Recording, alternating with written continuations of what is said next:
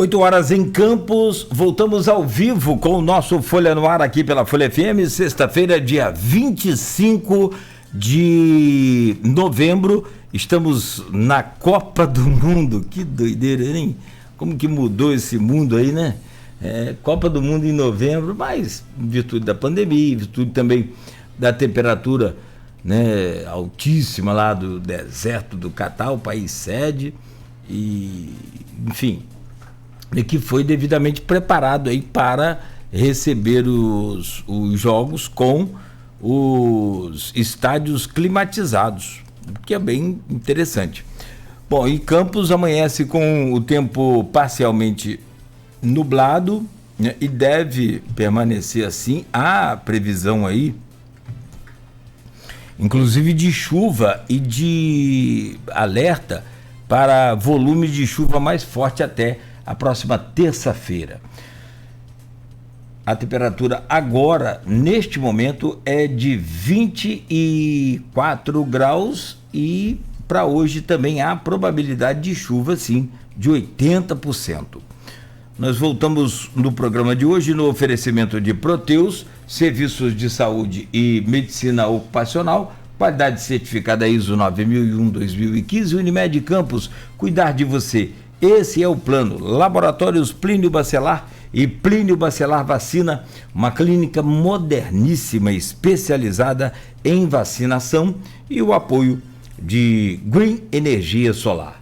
Estamos recebendo hoje a médica oncologista clínica, que também atende pela Unimed, nessa campanha do Novembro Azul da Unimed, a doutora Natália Rios. Já falamos bastante aqui sobre o câncer de próstata, no que diz respeito à importância da prevenção, os cuidados, os sintomas, e também a gente parte agora para o tratamento. O que tem de novidade, o que tem de tradicional, ou seja, o que tem de efetivo, de sucesso nesse tratamento. E eu colocava uma coisa aqui, quarta-feira, Dr. Nélio Artiles, figura sensacional, Nélio, né? Só não deu para tocar gaita essa semana. Porque assim, quando você vem a primeira vez, a segunda, na terceira tem direito a pedir uma música, tá? Como o nosso estilo é assim, adulto contemporâneo, então você vai pedir a música nesse estilo adulto contemporâneo. Um Djavan, vai pedir lá a Maria Bethânia, enfim, o seu cantor preferido, um Belchior, que eu gosto muito, se quiser. Mas bom, e na sexta vez que você vem, aí você tem que cantar, tem que mostrar um talento. Tem que cantar? Tá bom. Na sexta vez, você vai se preparando. Na sexta eu vou cantar. Porque se fosse o meu caso... Canto mesmo. Canta? Canto. Que legal. O doutor Nélio, você sabe que o doutor... Ele cantou? Não, o doutor Nélio, ele canta também, mas doutor Nélio... Doutor Nélio... Não sabia, não. Não, o doutor Nélio é fantástico, é na gaita. Você não conhece o Uau, não sabia. Menina. Que ele tocava gaita. Segue ele lá no Instagram para você ver. Ele vai para São Pedro da Serra, que eu sou apaixonado aqui perto. Eu aqui. também. É que não é, né? Mas que eu não. Mas eu tô juntando minhas moedinhas lá, igual o tio Pati, para ver se eu compro um terreno lá para eu aposentar e ir embora. É um sonho. Fala sério, né? Uhum. Muito bom. E que fique assim, não cresça. Assim, esse clima bucólico, né? Bem, eu fui recentemente a primeira colônia italiana no Brasil, mas cresceu muito lá em Santa Teresa. Aí, muito caminhão, muita coisa. Aí você perde meio que aquele clima bucólico. São Pedro Lumiar já está crescendo, né? Você já viu? Lumiar, tá. São Pedro é mais rústico um pouco. Mais rústico. Bom, mas aí ele vai para lá, minha filha, e senta nas varandas lá e fica só tocando gaita e toca tudo, violão. O homem é multifacetado, ele não é bobo, não. Mas ele falava aqui que voltou a ser estudante e que ele está estudando, fazendo acho que é mestrado, pós-doutorado, pós-doutorado, de medicina da qualidade de vida. Pessoas que querem deixar o cigarro, deixar os maus hábitos e passar a viver mais, não só na questão da longevidade, mas sobretudo, né? Não adianta você viver muito, mas em cima de uma cama, né? Não adianta viver muito, entrevado, ou dependendo dos outros, não pode dirigir, não pode fazer nada. Estou na mesma questão, Cláudio. Também estou estudante de novo. A gente nunca Legal. para, na verdade. Bom. Também estou fazendo uma pós-graduação de medicina integrativa também, que é sobre qualidade de vida, evitar prevenção de doenças a longo prazo, essa questão toda do estresse que você falou, também estou lá no Einstein. Legal, muito bom, excelente, parabéns. E são bons exemplos para a gente, né? Para dizer que a gente tem que estar sempre estudando, renovando os conhecimentos. E é nessa linha de qualidade de vida que eu te perguntei também. Aí sim, todos os tratamentos, todos os recursos que nós temos hoje da medicina, é possível viver também com qualidade de vida com o câncer de próstata? É possível, sim. Quem tem a doença no começo, tudo se torna um pouco mais fácil. Porque no início da doença, quem está bem no comecinho mesmo, muitas das vezes existe a chamada vigilância ativa, que é quando a gente não opera, a gente não trata especificamente a doença, é uma doença de baixo risco, é um PSA baixinho, abaixo de 10.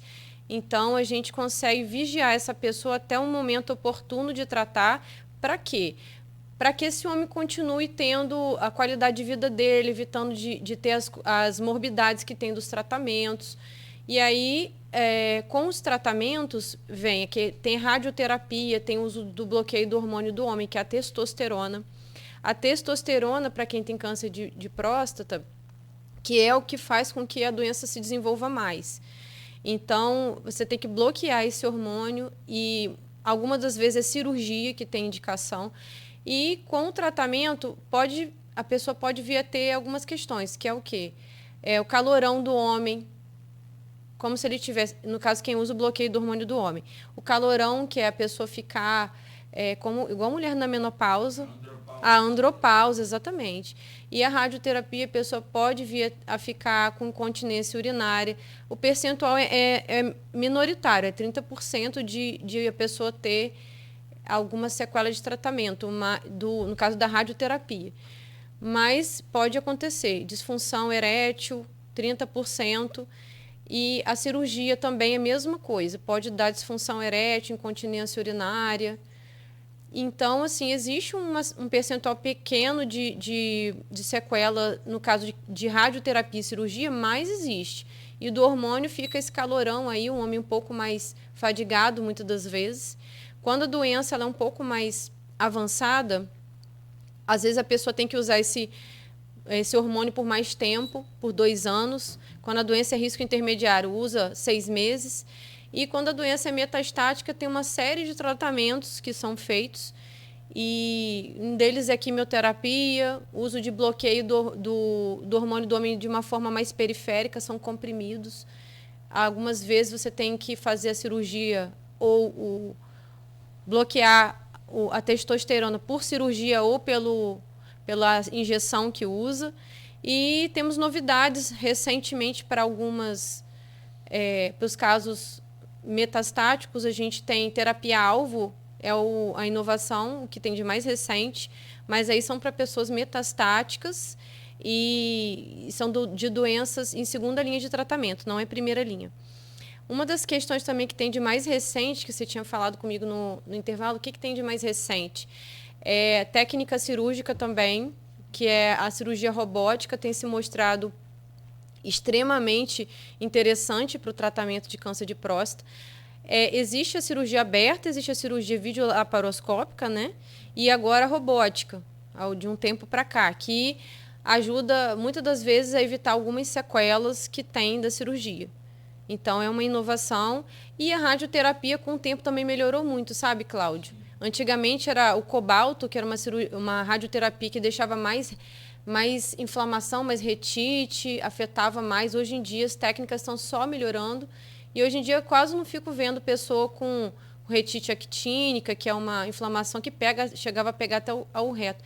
Já não vejo mais ninguém com isso, porque a técnica melhorou muito de radioterapia. Era muito agressivo, né? Era. Uhum. A gente conversava ontem, eu também te falei, eu tenho uma nora que é coordenadora aqui da rádio do Hospital Álvaro Alvim.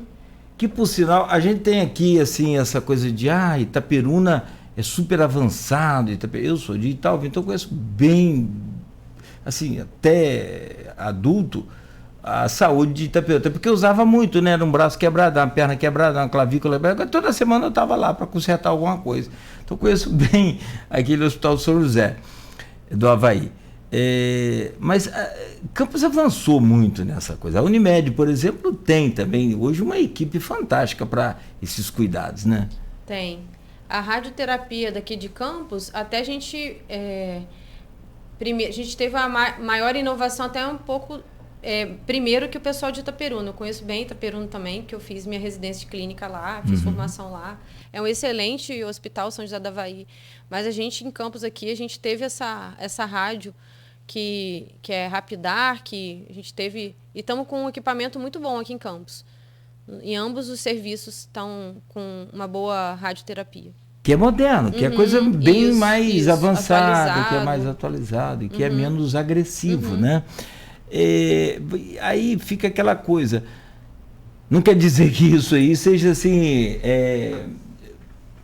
que é um alento ou um amparo aí para não fazer o exame. Claro que não. Pelo amor de Deus. Não quer dizer não quer dizer que seja isso. Mas você falava em tratamento, você falava em cirurgia robótica e algumas coisas. O que é a cirurgia robótica? Por favor. Nós em Campos ainda não temos esse aparelho, né? Mas a cirurgia robótica, a cirurgia aberta é aquela que faz uma incisão toda exposta, não usa algumas pinças, né? E a videolaparoscópica ela é menos invasiva. Qual o benefício dela? O benefício é de você ter menos dano tecidual, você abre menos aquela pessoa, então, consequentemente, você tem menos injúria. Mas a robótica tem se mostrado para câncer de próstata com algumas vantagens. Só que qual o ponto positivo? Ponto positivo, menos dano. Ponto negativo, que torna-se algo bem mais caro. A gente não tem aqui em Campos, em Itaperuna tem. Tem, São José do Avaí. Mas precisa ter o profissional capacitado, treinado. E também que são assim, profissionais, por não ter aqui em Campos, exemplo, não se torna... Muitas das vezes o profissional daqui ele não está vendo vantagem por ele estar instalado aqui de fazer essa formação. Mas creio que o futuro. Daqui a pouquinho vai ter aqui em Campos também. Já está sendo falado. Isso é questão de investimento daqui a pouco, né? E é bem caro, tudo bem caro. Imagino. Tanto a formação quanto o aparelho. Imagino. Mas é o futuro aqui para Campos, eu creio. Provavelmente em euro ou dólar, para se ter ideia, né? De início de conversa. Não é produzido no Brasil. Não, é um aparelho de fora do Brasil. Os bons equipamentos aqui, por exemplo, de rádio são da Alemanha. Itália, mas mais Alemanha. E aí, né, minha filha, você já viu. Canadá também produz muita tecnologia, aí você vai importar, ele até que não custa caro, por exemplo, um transmissor de rádio, por exemplo, ele compra lá por $30 mil, um bom transmissor. Você chega aqui e paga 60 mil, mais 30 mil de imposto. Aí fica inviável. Custa para algumas doenças, por exemplo, Cláudio, não se vê tanto benefício e tanta diferença entre fazer uma cirurgia robótica e uma cirurgia videolaparoscópica. Então, fica pouco custo efetivo. Não está mudando tanto a vida do paciente, ele vai pagar muito mais. O pessoal que é do privado, né? Então, não vale muito a pena, mas a próstata tem se mostrado benéfico. Olha, tem uma mensagem aqui da Sandra Maria. Ela é médica também, Sandra Maria Teixeira dos Santos. Ela diz aqui, bom dia, e vamos que vamos. Se você ama teu companheiro, leve-o para fazer o diagnóstico precoce, o câncer masculino. Isso. Ela postou aqui, eu acho que ela posta mais aqui também, o PSA e o ultrassom da próstata via abdominal é um bom caminho. Também. Eu acho que ela é oncologista também. Atende sempre aqui em São Francisco, São João da Barra, está sempre aqui, nos acompanhando. Bom, A outra pergunta vem aqui do grupo, não vou deixar de fazer, da nossa querida Silvana Venâncio. Ela é jornalista, como eu já disse, lá de Bom Jesus de Itabapana, e ela diz aqui: doutora Natália, parece óbvio, mas se você for levar pela profundidade da importância do momento, e que nós vamos falar por que surgiu, como que surgiu esse Novembro Azul, já, mas vamos à pergunta dela. Ainda há preconceito dos homens em fazerem exames de próstata? Sim, existe ainda alguns bloqueios entre os homens sobre o exame de próstata. Muitas das vezes eles brincam, fazem piada, mas no fundo existe ainda um medo. Pode ser um medo de achar a doença também, como uma questão da imposição entre os homens, que eu acho que muita coisa tem que quebrar na questão da masculinidade. Os homens têm que precisam ficar mais relaxados frente a isso, até porque isso fala do futuro deles, do envelhecimento, um envelhecimento melhor. Então, existe sim, tem gente até que prefere não tratar ou não diagnosticar para poder não fazer os exames que tem que fazer, tipo o toque prostático, o toque retal. Então, isso é uma realidade e as pessoas negligenciam de fato por realmente essa questão do machismo estrutural, né? Existe isso é um fato. Aí postergam quando chega a questão, às vezes já está sentindo muito sofrimento já da doença. Então, isso é uma realidade. Sobre a questão do surgimento do Novembro Azul, é interessante lembrar da história, para ver como que já houve progresso nisso. Eu tenho ainda assim, desejo muito que haja mais progresso nessa campanha de novembro, porque Novembro Azul é todo ano, certo? Temos que todo ano estarmos enfrentando todo ano eu estou enfrentando essa doença e todo ano eu estou vendo, todo o tempo do ano, todos os meses eu estou vendo essa realidade acontecer.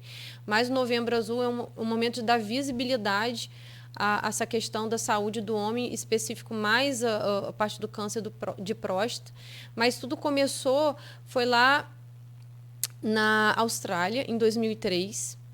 E a história conta que começou lá, e aí depois foi se disseminando pela Europa, e aí depois veio para o Brasil. Mas o que aconteceu foi que eram dois homens que estavam conversando num pub e estavam falando até sobre a situação de alguém da família deles que tinha câncer de próstata, de mama, que teve câncer de mama. Aí eles se deram conta que para o homem não tinha nenhuma campanha para cuidado oncológico, ou prevenção, ou rastreio. E aí eles começaram a levantar a questão e decidiram deixar os bigodes crescerem, que não era muito moda na época. Aí começaram um grupo de homens com bigode, deixar o bigode crescer, e foi disseminando, até que chegou aqui no Brasil em 2011. E começou a virar uma questão até de legal, né? Em São Paulo já é definido como uma regra. No Brasil já está bem estabelecido a questão do Novembro Azul. E o Novembro Azul também tem algumas polêmicas sobre o Novembro Azul, além dessa questão do machismo estrutural, que a gente precisa quebrar isso, a gente precisa lutar contra isso. Até porque eu acho isso muito desconfortável, eu acho isso muito opressivo para com os homens. E então existe também assim alguns trabalhos que falam contra o rastreio do câncer de próstata, mas tem trabalho falando a favor, trabalho científico que eu digo, sobre o rastreio do câncer de próstata. Mas eu vejo na prática clínica como que o rastreio acha a doença, como que o rastreio faz a diferença. Então, assim, a gente tem que ver a realidade, os fatos. Então, tem gente que essas pessoas não achariam a doença se elas não fizessem o exame habitual. Então, eu recomendo fortemente, eu apoio a causa e eu sou uma grande entusiasta da causa do Novembro Azul. Tem uma ideia, assim, mais ou menos, por exemplo, de eficácia, né? Eficácia dessa campanha a partir de 2011, quando chegou no Brasil, conforme você relatou. de aumento de busca por esse rastreamento, por esses exames, né? Sim, existe mais detecção da doença, mas a gente tem que lembrar também que não só a gente acha a doença, aí também tem uma estatística de aumento da doença.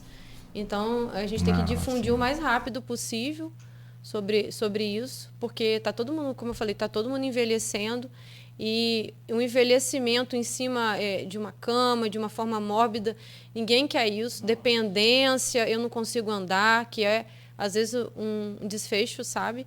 Então, é um desejo que a gente não quer para os homens, para os nossos pais, para os nossos avós, para os filhos que daqui a pouco vão ser essas pessoas, né? Então, vamos disseminar essa ideia aí o máximo que nós pudermos. Eu converso muito com minha esposa sobre esse câncer de mama, ou sobre o exame. E ela fala que na prática ele é muito dolorido. Na hora do exame em si, não o toque, mas acho que usa a mamografia. Mamografia, né? Ela tem que prender mesmo ali o seio, prensar, né? Dar uma imprensada no seio. E ela falou que dói muito, mas que é uma dor que ela sente assim, é a dor da salvação. Eu achei legal ela falar isso, porque, poxa, dor nunca é coisa boa, né? A gente, quando sente dor, ela falou, não, essa dor vale a pena. E no caso do homem, não tem dor. O toque não tem dor. Não, porque o homem, na verdade, a cabeça do homem é assim, ele pensa que vai ser estrunchado lá pelo médico. A primeira, que as piadas dizem isso, com todo o respeito, doutora. Você tem até na televisão, você lembra Silvio Santos? Tinha assim, um consultório, eu me lembro disso, até hoje está aí na internet. Aí sai de lá um doutor com 2,10 metros de altura, com a mão desse tamanho, tipo assim, vai estrunchar o pobre coitado do paciente, né? Vai virar o cara pelo avesso. Não, tô falando aqui. Tô rindo pela provocação, não tô rindo por causa da causa, entendeu? Não, é justo, mas eu acho que isso tem que ser até proibido, esse tipo de meme, de piada, mas não tem como ser proibido essa coisa, não tem assim, né? Mas é o que você falou, são 7 segundos.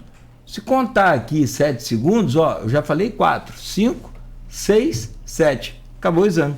Isso. Mas a mudança de mentalidade, Cláudia, é algo bastante lento.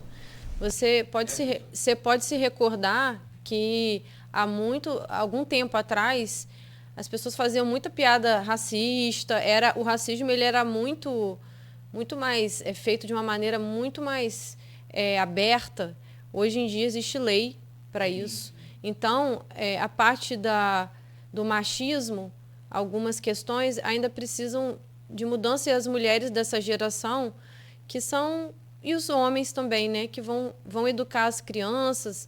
A gente também é muito responsável por mudar essa ideia a longo prazo, e a gente vai conseguir, nós vamos conseguir. Eu sempre falo também, minha esposa é professora, então, ensina as crianças para a gente colher no futuro. Não adianta, essa mudança de costumes, como você falou, ela é assim a passo de tartaruga. É lento. Ao contrário do avanço da agressividade da doença. A Covid aí. Agora a gente já está com o Ômicron, BA1, BA4, BA5, BQ1. Quer dizer, são variantes do vírus que muta na medida em que ele encontra resistência no parasita, no ser humano. E o vírus, ele é tão inteligente, eu fazendo uma comparação mal aqui, só para a gente ter ideia, ele é tão inteligente que ele descobriu que não pode matar o seu hospedeiro.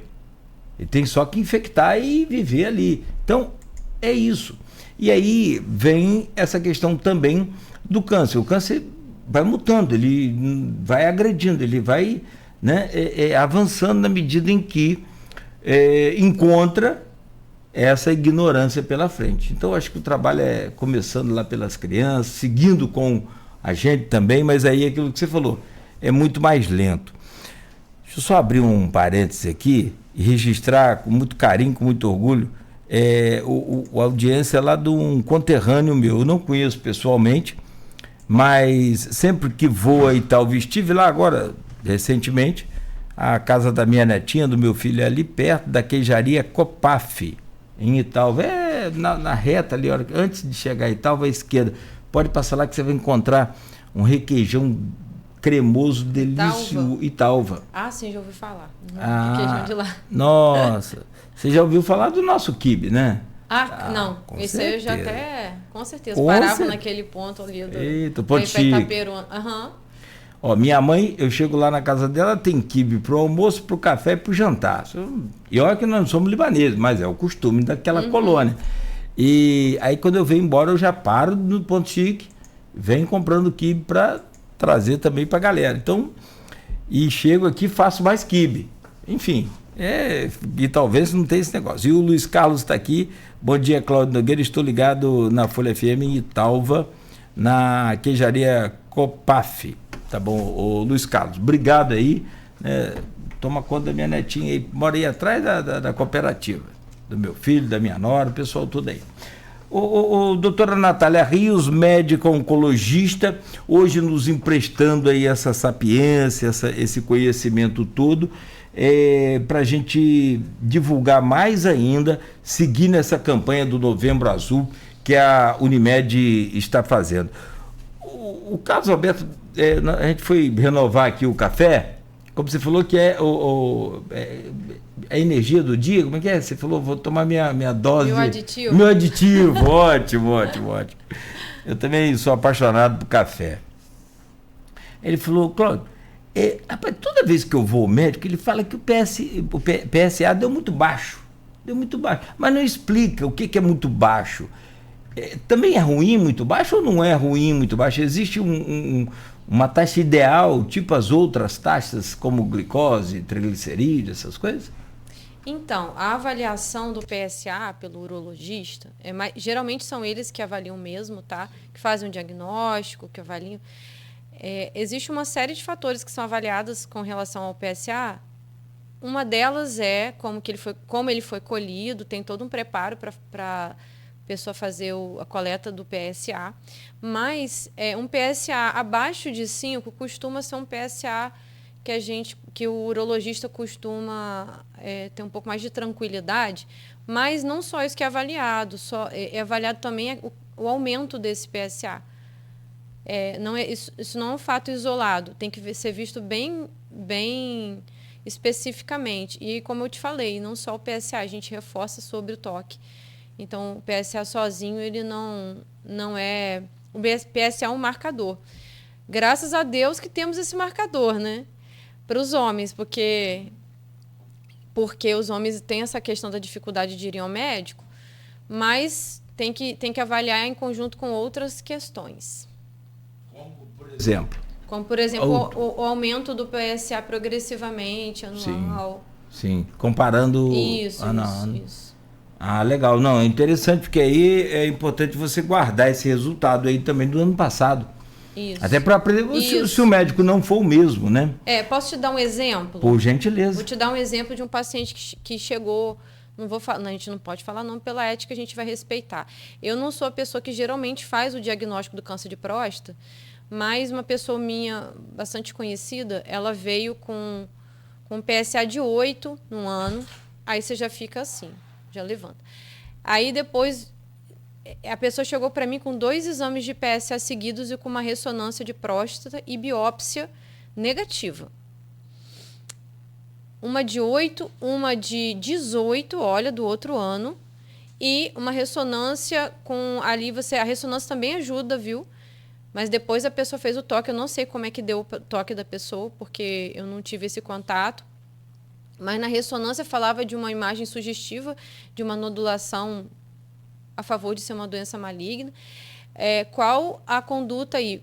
Biopsiou 6 fragmentos de cada lado, mas eu falei assim, tem que insistir nessa biópsia. Tem que insistir, tem que continuar procurando essa doença, porque esse PSA de 18 é um PSA bastante alto para uma doença benigna. Então, tem que continuar. Então, você viu que a pessoa que fez ele fez um exame seriado. Ele estava acompanhando. Então, tem que continuar. Não pode ficar confortável com um PSA desse. Tranquilo, né? Agora eu fiquei curioso. E o desfecho? Ele voltou a fazer. Está investigando. Está investigando. Vai fazer biópsia de novo. O ideal, então, é o PSA total até 4,0 ng nanogramas? Ou não? Em torno de 4, 5. 5. 4, 5 por aí. E aí você começou a subir. Se além disso, você tem que... A orelha levanta, a anteninha levanta, a gente tem que ficar esperto. Não pode ficar muito relaxado, tem que ir mais à frente e seguir. Porque aí, no caso, o urologista provavelmente deve pedir exames complementares, né? O toque está normal, aí deve o doutor pedir um outro exame de imagem para avaliar o local. Você disse no começo do programa que só 20%, cerca de 20% dos homens buscam o recurso da investigação, do exame. Geral, isso aí não só para próstata, estou falando assim, de uma forma geral. Só 20% de homem está indo a médico, fazendo tudo certo. É uma estatística muito baixa. Muito baixa. Muito baixo. Ou seja, de cada 10, somente 2 vão, em média. De cada 10, somente 2 vão. Os outros 8 estão nem aí para médico. Pode estar relacionado à questão financeira? Cláudio, pode estar associado a várias questões, tanto a machismo estrutural, como eu vou colocar aqui a questão também da falta de acesso. Mas você vê que isso aí, eu não estou me lembrando exatamente como foi a estatística para a mulher, mas a mulher ela não tem menos acesso que o homem das coisas em relação. O acesso é idêntico. Então, a gente pensa no viés de ser a questão do machismo estrutural. A falta de acesso é porque, majoritariamente, as pessoas no Brasil são SUS. O SUS tem algumas questões também, mas... alguma dificuldade de acesso também é possível. Por exemplo, as mulheres da mamografia. O pessoal fala sobre o SUS e a dificuldade de fazer mamografia, mas o toque, ele é um exame muito acessível. O PSA é um exame de sangue super acessível também. É mais fácil até do que fazer uma mamografia de acesso. Mas existe toda essa questão aí do machismo estrutural e... o homem trabalha, a mulher, grande parte das vezes, trabalha um pouco menos que o homem, mas tem essa questão da mentalidade da mulher, né, de autocuidado, maior do que tem no homem. Você acha que essa juventude, por exemplo, agora, toda ligada 100% em internet, todas as plataformas, todos os aplicativos que tem aí, você acha que isso pode ajudar ou atrapalhar? Porque a gente que é da geração, no meu caso, né, mais antiga, tá mais ligado aqui nesse plano aqui, nessa realidade e tal. Essa juventude está mais ligada. Eu tenho filhos, eu sei muito bem como é que tá, claro, agora um pouco mais maduros, eles já mudam um pouco o comportamento, mas assim, ainda é muito virtual. Você acha que isso pode ajudar, pode atrapalhar? Você acha que isso tem alguma influência do tipo assim... Nós estamos em 2022, a pandemia foi um acelerador do uso de plataformas de redes sociais e de aplicativos de comunicação. Foi um tremendo acelerador, né? Deu o que seria talvez para daqui 10 anos aconteceu em um ano. Né? Todo mundo foi para o Instagram, TikTok, e não tem idade para estar no TikTok. Não tem... Eu vejo Galvão gravando uma mídia agora. Eu vi isso ontem. Você sabe por que ele está gravando, né? Porque ele nunca gravou propaganda, porque o contrato com a Globo não permitia. Salário alto, então valia a pena. Agora a Globo não pôde renovar com um pacote fechado, renovou por um salário menor, ele falou, beleza, então me libera os meus direitos de imagem.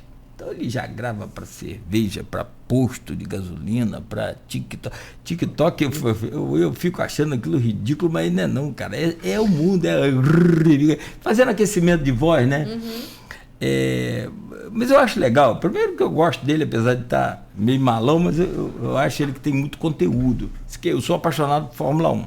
Então você vê ali, o cara quando conhece que tem conteúdo, faltando 2 voltas para o final de uma prova, ele assume a narração e bota emoção naquelas últimas 2 voltas sem emoção nenhuma, já que aquele piloto está a 10, 15 segundos de vantagem do segundo. 10, 15 segundos de vantagem do segundo representa aí meia pista quase, assim, exagerando. Então, é um cara que tem conteúdo, que conhece, que alimenta 2, 3 minutos de narração sem absolutamente uma gaguejada. Eu não vou pelas candices dele lá não, que dá de vez em quando lá, aquelas coisas, que tem narrador que gosta de falar assim, ele falou isso com o juiz, não tem nada a ver. Enfim, mas você acha que essa tecnologia ajuda ou atrapalha? Eu vou estar colocando aqui, eu acho que no global, de forma global, eu acho que acesso a meio de comunicação ajudou. Mas, como tudo na vida, existe um viés. Chegam pessoas para mim no tratamento oncológico, às vezes com informações muito erradas, equivocadas, porque pegaram de fontes não confiáveis. Então, a pergunta é, as pessoas vão buscar as fontes confiáveis? E a pergunta é, os meios de comunicação estão interessados ou vão fazer o que a gente está fazendo aqui? Não estou falando sobre nós, sobre a Folha, o que está fazendo, o trabalho ótimo que está fazendo, mas eu não vejo, por exemplo, nenhuma marketing. Você falou do Galvão Bueno, falou da Globo, eu não tenho visto nada sendo falado sobre câncer de próstata. Eu não vejo muita TV, sabe? Vejo pouco. Eu não me recordo de ter visto recentemente, meu acesso é pouco, né? De TV da Globo. Não vejo, por exemplo, estarem falando sobre o assunto que a gente está trazendo aqui. Com frequência, assim, um marketing, igual no Outubro Rosa. Eu não me recordo, posso estar equivocada, mas até que ponto o que está sendo divulgado com o objetivo realmente de favorecer nesse assunto em específico. Mas eu tenho assim um desejo de que isso seja para favorecer. A pergunta é também, será que até que ponto as pessoas estão buscando qualidade de vida nos acessos de comunicação? Essa está sendo o interesse das pessoas para olhar no meio de comunicação. Então, eu creio de forma majoritária que sim, que vai ajudar a parte de saúde, mas vem também muito da questão do que as pessoas estão procurando, ou que as mídias estão querendo oferecer. Então, tem esses vieses, né? Sim. Sobre essas campanhas, por exemplo, midiáticas, aí tem os times de futebol que muitas vezes jogam com camisa cor-de-rosa. Uhum. Né? Aí o Outubro Rosa tem mais, você vê. O Novembro Azul, infelizmente, mais devagar. Não tem tanto. É uma coisa bem observada por você. Muito menos, eu observo muito isso. Eu percebo muito também assim, o artista, ele quando adquire uma determinada doença, ele passa a fazer campanha para a doença. Mas até ele adquirir, ele não participa muito, nem todos, mas a maioria não participa de nada. Cláudio, quem que você se lembra de ator, de pessoa famosa? Agora veio um insight aqui. Vou falar. Como diz outro, não sou baú para guardar. Uhum. Quem que você se lembra de ator famoso que esteja falando sobre câncer de próstata?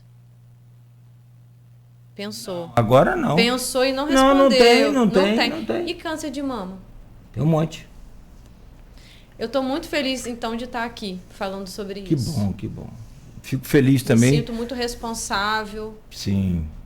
Não, e acho legal a gente empunhar essa bandeira, empunhar essa luta, porque é aquilo que a nossa ouvinte aqui, a doutora também médica, postou aqui, Sandra Maria, se você ama seu parceiro, leve-o, né, para fazer o exame. E aí eu acho legal, né, se você é casada, é namorada, enfim, leva lá o seu parceiro, força a barra para poder ir. É o seu parceiro que você ama. Você levantou uma outra questão, dá para a gente ficar aqui até meio-dia, são 8h40 já. Só para a gente ir fechando aqui, se ficou alguma coisa para a gente não falar, você, por favor, me fale. Eu estou procurando, tá no Agência Brasil, na EBC, Empresa Brasil de Comunicação, uma notícia aqui sobre um balanço, um levantamento de que o brasileiro, olha, tem ido muito mais ao médico. Vamos lá, deixa eu ver se o trecho que está aqui. Olha, Dados do Programa Nacional de Saúde, PNS, de 2019, revelam que apesar de 76,2% da população terem ido ao médico naquele ano, o que corresponde a 160 milhões de pessoas, a proporção de mulheres, 82,3%. Superou em muito a dos homens. Então, quer dizer... Muito diferente. 82%, dá mais do que... os 20% que você projetou, não estão errados. É isso mesmo. É por aí. Mas o pior é que só diminui. É um negócio de louco. Agora, uma outra informação também dessa busca pelos cuidados com a saúde, só para ter uma ideia, o câncer de próstata é o tumor que mais aparece aí nos homens após 50 anos de idade. O que não quer dizer que também quem tem menos de 50 está livre de não ter, mas é muito menor a chance. Cláudio, deixa eu fazer um paralelo aqui para ilustrar para os homens. Eu sou meio leigo em relação ao futebol. Um time de futebol, de um lado, né? Por exemplo, o Brasil tem quantos jogadores? 11. Você imagina que no time do Brasil, 11 pessoas, tá? Imagina qual percentual dessas pessoas acima de 50 anos vai ter câncer de próstata. Nesse time aí de 11, você imagina que em torno de 2. 1 ou 2. Ou seja, o Brasil vai ter 2 e o outro time vai ter 2. Você vê, 1 a cada 6 homens acima de 50 anos, resumindo, vai ter câncer de próstata. Então, é preciso falar. É a média. Muito fazendo alto. Paralelo com a Copa aí, só para gente Sim, ilustrar. só para gente ter uma ideia. Uhum. Então, assim, 1 a cada 6 homens. Então, você pega ali... É muita gente. Um time, você vai ter 2 homens ali com câncer Isso, de próstata. E que pode ser evitado. Que eu acho que... 1, 2 homens. Né? Assim, o que é a nossa luta aqui, hoje, por exemplo, nesse programa, e é essa campanha da Unimed, e que você então representa também, eu acho que de todos que passaram aqui, você demonstra, assim, uma propriedade mais humana no que diz respeito a empunhar essa bandeira. Eu achei muito legal essa coisa sua, sabe? Cláudia, essa é uma das doenças engraçado que eu você é mulher, eu já entrevistei aqui. Eu amo tratar os pacientes. Assim, não gosto da doença, vamos lá. Claro. Eu não gosto da doença porque eu luto contra a doença, eu tô aqui para lutar contra isso. Mas é um público que assim, a doença que eu mais gosto de cuidar dessas pessoas portadoras.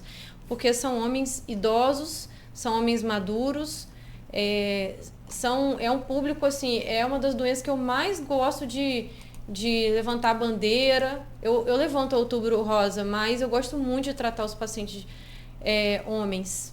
Porque você que eu gosto. é oncologista clínica, né? Você é o pós-diagnóstico. Chega já com a doença, mas eu gosto muito de lidar com a saúde do homem. Muito. Pode ser da próstata, pode ser de câncer de mama. Trato todas. Todas, mas esse público é um público que eu gosto muito de cuidar. Por que você gosta?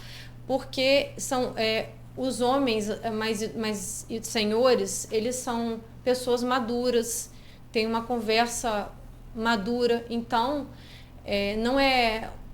O Novembro Azul, ele vem também para alertar de outras causas também. Por que não falar de câncer de testículo? Por que não falar de outras doenças que estão nos homens, né? Mas esse público é um público muito, muito interessante de cuidar. Eles são muito respeitosos, extremamente... Eu jamais fui desrespeitada quando tratei esses pacientes. Então, é um público que eu gosto muito de tratar. Ficou faltando a gente falar alguma coisa. Qual a função da próstata no organismo humano? Então, a próstata, ela faz parte do sistema reprodutivo do homem. Ela tem a ver também com a parte de reprodução do homem. É uma glândula, ela libera a secreção, então tem a ver com todo o sistema reprodutivo do homem. Então, se o homem ele tem a parte reprodutiva, a próstata ela faz parte. A questão da próstata, que afeta quando trata a próstata, o que é interessante. Quando vai tratar a próstata em relação à cirurgia e radioterapia, por que o homem é afetado, em qual contexto ele é afetado? Quando joga o tratamento ali, ele passa uma certa inervação, então por isso existem aquelas sequelas. As sequelas de disfunção erétil, sequelas de perda de urina, por causa da inervação que passa ali. Mas não é por causa necessariamente da próstata exatamente, mas porque é como se fosse um dano colateral. E é um erro, não é um erro de tratamento, mas a gente tem que fazer aquilo ali, é necessário fazer, mas pode pegar uma parte dessa inervação fatidicamente. A mulher trans tem alguma especificação, tem especificidade para ela? Tem alguma... você já cuidou de alguma mulher trans, por exemplo? Ou homossexual, enfim... tem alguma dica específica para esse público? Ou é tudo a mesma coisa? Eu nunca tratei uma mulher trans e nenhum homem assumidamente homossexual com câncer de próstata, mas a recomendação é a mesma.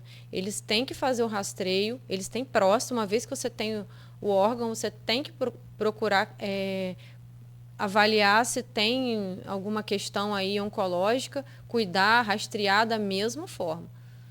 Do mesmo jeito, o trans ele não deixa de ter a próstata. Então, tendo o órgão, existe a chance de acontecer o problema. Polêmica.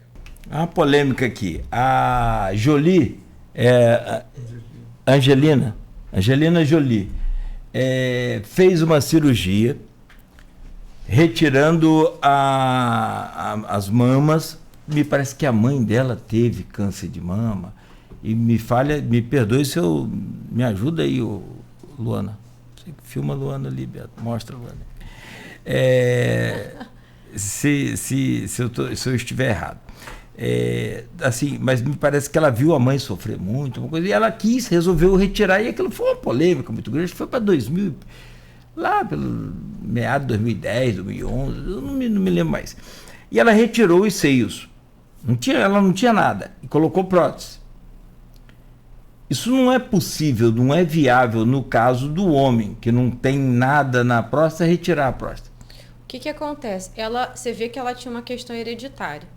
E ela foi também procurar saber sobre mutação. Então, ela fez uma cirurgia preventiva, profilática. No câncer de próstata, fazendo um paralelo aqui, por exemplo, se a pessoa tem o pai que teve câncer de próstata e tem uma história familiar intensa, por exemplo, quem tem câncer de próstata metastático, ele já tem que ir para o geneticista. Já tem que... Os outros, existe uma indicação aí um pouco mais detalhada, mas quem tem câncer de próstata, esse homem tem que ir para poder também, além de ver alguma questão de tratamento mais específico, também fazer o aconselhamento da família. Mas não existe uma cirurgia, como no caso da Jolie, uma cirurgia profilática em caso de pessoas que têm mutação genética. No caso de próstata, não existe. Então, o que pode ser feito é aconselhamento genético, rastreio mais precoce, todo cuidado. E aí, nesse aconselhamento genético, sabendo de uma predisposição, alguma questão assim, a pessoa vai ter que tomar vai ter uma série de orientações de prevenção, porque o gene com a questão da alteração, a gente pode ter, mas algumas coisas levam a disparar aquele gatilho. Sim. Entende o que eu estou colocando? O estilo de vida, ele afeta as pessoas, então sabendo disso, é possível ter alguma questão genética? Sim, mas a gente não tem que disparar o gatilho, vamos colocar assim. Eu não sei se essa foi a mais completa, mas seguramente de todas as outras, e não são poucas, são 32 anos aqui, diante do microfone, não sei quantas eu já fiz, é impossível, mas seguramente foi a mais esclarecedora entrevista sobre câncer de próstata. E olha, eu já conversei com outras mulheres também, médicas, mas nenhuma delas, e aí não desmerecendo, cada uma com a sua capacidade, com o seu conhecimento, com a sua forma de cuidar e de tratar, profissional excelente, mas muitas das vezes digo de passar. Você conseguiu me passar assim muita clareza. Falamos aqui, eu nunca tinha falado de mulher trans, não é problema nenhum, talvez por esquecimento ou por falta de anotar. O assunto está mais evidente também, ainda mais agora com a Copa do Catar, o país que é homofóbico, é misógino, é ridículo, é horroroso. Rapaz, apreenderam a bandeira de Pernambuco da mulher. Ouro. Você viu aquilo? É de ouro, né? Você viu? Thiago Silva também teve a bandeira recolhida. Quem? Thiago Silva, a esposa dele. A esposa do Thiago Silva, zagueiro, capitão da seleção brasileira, teve a bandeira do Brasil recolhida. A bandeira de Pernambuco, ela tem um arco-íris, tem uma cruz, né? Foi apreendida como símbolo de LGBTQIA+, e tal. A do Fluminense não, tá, gente? Porque vocês ficam falando de Fluminense aí, que é tudo... O Fluminense estava lá no estádio ontem. Então, para de palhaçada. Ó, mais uma pergunta para a gente fechar. Que eu sou aquele paciente chato que vai ao médico e não quer ir embora enquanto o médico não passar o remédio. Médico ruim, não passou um remédio, não passou nada. Não tem esse? Tem. O pessoal gosta de um remédio. Quem gosta de um remédio? Não gosta de médico, mas gosta de remédio. Mas você já foi ao médico? Eu já vi duas senhorinhas conversando, né? Você foi ao médico? Já fui. Mas médico é muito ruim, você viu como é que ele é? Passou um remédio para mim. Mas mais as mulheres pensam assim. Sim. Observação clínica, tá? Sim, não estou estatística não, mas... Cláudio, deixa eu te falar, eu fiquei muito emocionada com o que você falou, assim, fiquei muito feliz, porque eu sou uma médica jovem, né? E eu fiquei, assim, sentindo uma emoção muito forte de dizer que eu consegui trazer para você, espero que para os ouvintes, trazer a orientação sobre esse assunto. Se eu puder contribuir para desmistificar toda essa opressão que existe sobre os homens, eu não... porque existe opressão da mulher. Existe opressão sobre os homens. Também, homem não chora, homem não pode... Gente, já ouvi tanto isso. Homem não pode usar camisa rosa. Então, existe uma opressão masculina. E eu me sinto muito feliz de poder contribuir para quebrar essas ideologias, porque eu tenho um menino, e aí eu penso que a gente tem que, para essa nova geração, poder oferecer um mundo melhor para eles. Luana tem filho também. A gente pensa que a gente quer para os nossos filhos. Para vocês que já estão com as ideias formadas, a gente não sei qual o nível de alcance que a gente pode ter, mas para esses meninos, o que a gente pode fazer para poder dar um mundo com menos ideias equivocadas, uma liberação melhor para eles fazerem os exames deles, para eles serem felizes, para eles chorarem à vontade, Sim. usarem as camisas rosas, sem problemas, sem brincadeiras de um cunho pejorativo. Então, eu me senti muito honrada, muito feliz de estar aqui com vocês e de estar representando esse papel. A gente faz isso assim muito espontaneamente, até porque já é um pouco da experiência, não é? A gente nunca se viu, a gente nunca se falou, então não tem por que eu aqui fazer de uma média com até porque isso aqui é ao vivo e gravado ao mesmo tempo. Então isso vai ficar circulando aí. Se eu falo uma coisa de que não é aquilo que você passou, vai ficar feio para mim. Então eu tenho que estar aqui segunda-feira, porque eu tenho um monte de filho para criar e já tem uma renca de neto aí já vindo aí. Graças a Deus, 2 netinhas maravilhosas. Tenho 3 filhos homens, né? Tenho gêmeos e 2 netas. Mas tem mais uma pergunta. Para completar por hoje, vai ficar com gostinho de quero mais. Quem pratica ciclismo, quem trabalha, porque agora você tem aí uma situação, os motoboys, você tem os entregadores também de bicicleta e mais, né, pelo iFood, pelos aplicativos de pedidos.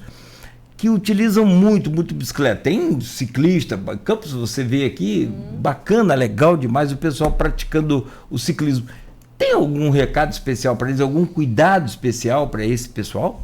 Cláudio, existem vários mitos que envolvem vários cânceres, e um deles é ter alguma associação do ciclismo ou do uso da moto ou cavalo, de ter associação com câncer de próstata ou trauma. Não existe evidência científica sobre isso. Inclusive, reforço e elogio as pessoas que estão no ciclismo, porque o ciclismo ele é uma atividade física. Estamos então falando sobre o combate ao sedentarismo, então dou meu apoio aos ciclistas extremo, então continuem assim. Então é o contrário, o ciclista ou motocross é um esporte, então que continuem assim, fortes, firmes no esporte, os atletas, para a gente estar aí reforçando a luta contra as doenças associadas ao sedentarismo. Mais uma vez, fantástico. Você falou muito bem que é justamente essa questão de mito. Ou seja, é mentira. Mito. É mentira, é fake. Fake news. Pode continuar no seu ciclismo aí. Natália Rios, médica oncologista clínica da Unimed. Muito obrigado. E lembra que a gente falava aqui, se a gente convencer uma pessoa a fazer o exame, já valeu. Lembra? Já e o Maurício, grande coisa. É de grande valia. Isso. E o Maurício fez o quê? Obrigado, dia 1º estarei lá fazendo o toque. Então pronto, cumprimos a nossa missão. Ótimo, lembramos ele. Cumprimos a nossa missão. Olha, muito obrigado, foi um prazer imenso te conhecer, obrigado por trazer essa enciclopédia de conhecimento, esse Google de conhecimento, porque hoje a gente dá Google para tudo, né? Câncer de próstata, deixa eu ver aqui. Não faça isso. Não. Faça isso como radialista, como jornalista, aí você pode fazer, mas como paciente não. Procure o urologista. Ou procure o urologista, ou então procure a nossa Google de plantão, Natália Rios. Natália, obrigado pelo carinho, por nos permitir aqui as brincadeiras e as coisas sérias que falamos aqui sobre tudo. Muito sucesso na sua carreira, né? E espero que você, quando estiver aí no seu carro, lá com sua família, liga o rádio aí, gente. Vamos ouvir rádio, não ouve Spotify, não. Tô brincando, fica à vontade. Obrigado pelo carinho. A todos vocês pelo convite, a Folha FM 98.3. Cláudio, foi um prazer estar aqui. Me senti muito honrada de estar aqui representando a oncologia da Unimed e falando desse assunto tão importante. E se eu tiver alcançado o lembrete de algum homem para fazer o exame dele, eu já estou extremamente feliz, já acho que meu papel foi cumprido. Então, muito obrigada, estou disponível quando vocês precisarem, tá certo? Para qualquer discussão que a gente puder estar orientando as pessoas, certo? Muito obrigada mesmo. Não, foi ótimo, foi ótimo. Luana, é a idade, meu amor. Você vai chegar lá, você vai ver. Luana, vou marcar com Luana depois um embate aqui. Você traz mais 3 digitais influencers para a gente bater um embate aqui porque você deu uma entrevista no rádio outro dia, não falou aí numa rádio? Vou combinar com você para a semana que vem, a gente juntar aqui 3 digitais aí, influencers, para a gente bater um papo aqui. Eu vou mostrar para vocês que o rádio é muito melhor. Tô brincando, não vou fazer isso nunca. É que o rádio é assim, é igual camaleão. Mudou a cor, ele muda também. A gente fica meio confuso na hora que passa assim meio que no arco-íris, mas a gente vai. O rádio é isso, ó. Estamos aqui no Face, no YouTube, no Instagram, no podcast, na TV Twitch. E se tiver mais outro trem qualquer para transmitir, a gente está transmitindo também. Então assim, a gente vai se adaptando. É aquilo que o ser humano precisa fazer. Mais uma vez, obrigado, Natália. Obrigado a vocês aí também pelo carinho, pela audiência. Valeu, Beto, aí pela semana. Segunda-feira tem Jogo do Brasil, meio-dia, né? 1h. E como você não foi convocado para a seleção, pode trabalhar normalmente, né? Tá igual aquela piada lá no Só fechar aqui, terminou o jogo. Cláudio, e você está convocado aí ao urologista. Fechado. Tá combinado. Fazer eu o vou. seu PSA. E vou te mandar, a foto lá, ó, no seu PV, dizendo, doutora Natália, você me convenceu. Isso. Se eu tiver convencido o Cláudio, tá certo. Fechou, não, é fechamento, aqui não tem. Saiu o gol, ó. Saiu o gol, Beto, aí? Ele tá desviando a conversa. Não. Eu só queria dizer que. Conversa. Não, eu só queria dizer que eu acho difícil esse ano. Porque tem Copa do Mundo. Ano que vem, vou janeiro, te mandar uma mensagem. Cláudio, você já foi? Fechou. Combinou. Tá, ó, gente, a promessa aqui é ao vivo. Eu vou, mando lá pra ela e confirmo aqui que eu fiz. Natália, obrigado, tá? Você já tem mais de 5 anos. Não, mas agora que eu tô na idade. Agora ele vai. Agora eu cheguei no amadurecimento completo da idade para poder fazer o exame correto. Bom, obrigado, Natália, muito obrigado. Mas está prometido, isso aí não vou furar não. Irã 1-0 contra o País de Gales, nos descontos já 9 minutos, já estamos em 10 minutos e 20 de desconto, de acréscimo, do segundo tempo. Então já tem quase 11 minutos aí de acréscimo e o Irã está jogando de vermelho, velho? Porque o meu aqui está atrasado. Agora saiu outro gol. O meu não saiu gol ainda. 2-0. Porque a internet, né? Então aí, ó, o Irã vence o País de Gales aí por 2-0. Gente, muito bom dia, muito obrigado pela audiência. Segunda-feira, o Folha no Ar estará de volta às 7 horas da manhã. E amanhã, não esqueçam, hein? Tem jornal Folha da Manhã nas bancas e também nas casas dos assinantes, é o jornal impresso, né, do Grupo Folha da Manhã de Comunicação. Obrigado até aqui, você que nos acompanhou, continue ligado. Então a gente segue agora com muita música e com muita informação. Pagar contas de luz altíssimas.